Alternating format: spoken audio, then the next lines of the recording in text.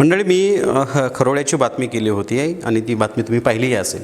पण या संदर्भामध्ये आता ह्यावरती जबाबदार अधिकाऱ्यांची प्रतिक्रिया घेणं फार गरजेचं होतं. कारण हा सगळा जो प्रकार आहे तो फार गंभीर आहे.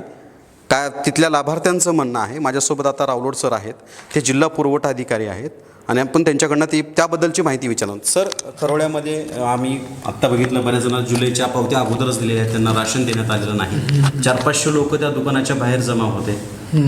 आता बघितलं मी, तुम्ही दाखवलेले व्हिडिओ बघितलं आणि तुमच्या समक्ष मी आता त्या मॅडमशी पण बोलणं झालेलं आहे.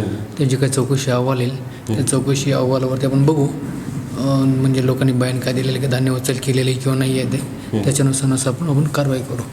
सर, कारवाई आता काय, रेणापूर तालुक्यामध्ये बरेचसे, आता ह्याच्या अगोदर रेणापूरचं प्रकरण झालं, आता हे खरोळ्याचं प्रकरण झालं, अनेक माहिती आहेत. माझ्याकडं अहवाल आल्याशिवाय मी कोणताही निष्कर्ष देऊ शकत नाही. एकदा अहवाल आल्यानंतर आपण त्याच्यावरती कारवाई करू आपण.